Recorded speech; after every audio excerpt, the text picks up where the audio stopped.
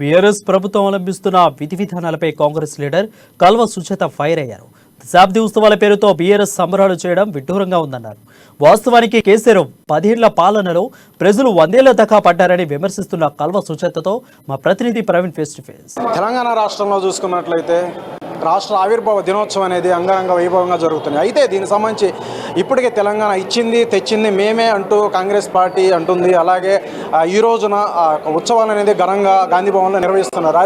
అలాగే మరోవైపు చూసుకున్నట్లయితే దశాబ్ది ఉత్సవాలు అనేది రాష్ట్ర ప్రభుత్వం చేపట్టింది. అయితే ఈ నేపథ్యంలో చూసుకున్నట్లయితే దశాబ్ది కాలంలో చూసుకున్నట్లయితే కేసీఆర్ పాలనలో ఒక 100 ఏళ్ల అభివృద్ధి అయితే సాధించామని చెప్పేసి వాళ్ళు గొప్పలు చెప్పుకున్నారు. మరోవైపు తెలంగాణ రావడానికి మా పాత్ర చాలా ఉందంటూ ఒకవైపు బీజేపీ క్లైమ్ చేస్తుంది. అయితే ప్రస్తుతం మనతో మాట్లాడడానికి కల్వ సుజాత గారు ఉన్నారు. వారితో మాట్లాడే ప్రయత్నం చేద్దాం. మేడం, ఈ 9 ఏళ్ల పాలన చూసుకున్నట్లయితే ఎంతో అభివృద్ధి సాధించింది. అయితే ఈ 9 ఏళ్ల పాలనలో కూడా కేసీఆర్ పాలనలో కూడా ప్రతి రంగంలో కూడా అభివృద్ధి సాధించినా సరే ప్రతిపక్ష పార్టీలు కక్షపూరితంగానే బురద జల్లే ప్రయత్నం చేస్తానని కేటీఆర్ అంటున్నారు.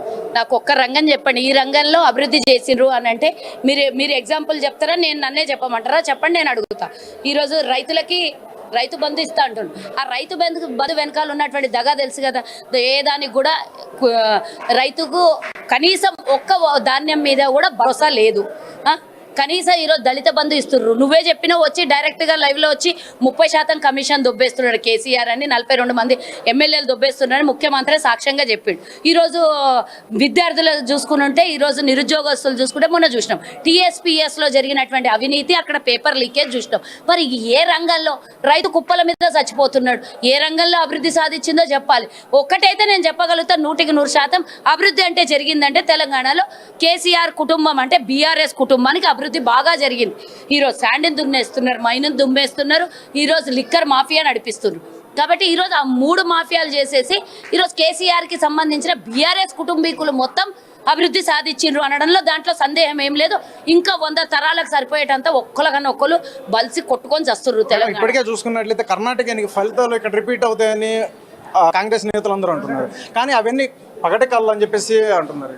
ఎస్, 100% అక్కడ 40% కమిషన్ తీసుకుంటే ఇక్కడ కేసీఆర్ కొన్ని చోట్ల అయితే 100% కమిషన్లు తీసుకొని స్కాములు చేస్తున్నాడు. మనం చూసినాం మిషన్ భగీరథ, అసలు ప్రాణహిత చెవెళ్ళ, అంబేద్కర్ ప్రాణహిత చెవెళ్ళ రీడిజైన్ పేరుతోనే 38 కోట్ల పూర్తయ్యే ప్రాజెక్ట్ని తీసుకొని పోయి రీడిజైన్ పేరు మీద 1,40,000 కోట్లు ఈరోజు నాశనం చేసేసాను. అంటే అది కమిషన్ కాదా?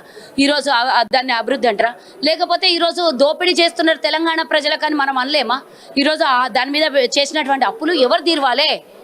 కేసీఆర్ జైల్లో పోతే ఆయన కేసీఆర్ కుటుంబము, కేసీఆర్ బీఆర్ఎస్ మంత్రులు, ఎమ్మెల్యేలు, వాళ్ళ తరహా ఎవరు ఎంతమంది అయితే దోపిడీ చేస్తున్నారో వాళ్ళందరూ జైలు పోతే వాళ్ళు దాచుకున్న ఆస్తులన్నీ తీసుకొని పోయి ప్రజలకు జాతీయం చేయాలి, తెలంగాణ జాతికి అంకితం చేయాలి. కానీ మీరు ఇప్పటి వరకు ఏం చేయలేదు అంటున్నారు. కానీ దేశం మొత్తం కూడా అన్నం పెడుతుంది తెలంగాణ రాష్ట్రం. కేసీఆర్ పాలన అది ఒక నిదర్శనం. దేశం మొత్తం పెడుతున్నాడు నవ్విపోగల జనము. ఇక్కడ ఒడ్లు కొనుగోలు విషయంలో మొన్న బీఆర్ఎస్ బీజేపీ కొట్టుకున్న విధానం అన్ని చూసినాం మనం. ఈరోజు నీళ్లు ప్రతి ఎకరానికి అందుతున్నది అని అంటారు. 16 లక్షల బోర్బావులు ఉన్నాయి ఈరోజు తెలంగాణలో. 25 లక్షల బోర్బావులు అయినాయి తెలంగాణలో. మరి నేను కాళేశ్వరం నీళ్ళు అందించి ఎకరాకి నీళ్ళు ఇస్తున్నా అంటున్నావు. దాని మీద వచ్చే కరెంటు బిల్ ఎంత? నువ్వు అసలు ఏ ఎకరాకి ఎంత ఇస్తున్నావు? 20,000 రూపాయలు ఒక్కొక్క ఎకరాకి అదనంగా ప్రజల మీద భారం పడుతున్నది. అది సోయి లేకుండా మాట్లాడి నేను చేసిన అంటావు. గత 4-5 ఏళ్ల నుంచి వర్ష ప్రభావితం ఎక్కువ ఉండి నేల సారం బాగా పెరిగి నీటి మట్టం పెరిగినందుకు ఈరోజు పంటలు బాగా పండుతుంటే అదంతా క్రెడిట్ నేనే. నయ్యము అప్పుడెప్పుడు అన్నాడు చూడు, భద్రాచలము అప్పుడు వరదలు వచ్చినప్పుడు పోయినప్పుడు క్లౌడ్ బ్లాస్ట్ ఏదో అన్నాడు చూడు. అట్లాంటిది ఏమన్నా నేనే ఏమన్నా సృష్టించి భూమిలో నీళ్లు గంగాదేవిని తీసుకొని వచ్చి పెట్టినా అని చెప్పగలడు. నవ్విపోతారు జనాలు. రాత్రి దాగి పొద్దుగాల దిగకపోతే గచ్చుని పిచ్చి మాటలు మాట్లాడితే ప్రజలు ఒప్పుకోరు. చూసాం కదా, మహిళా నేత అయిన కాంగ్రెస్ నేత కల్వ సుజాత మాటలు అయితే ఉన్నాం.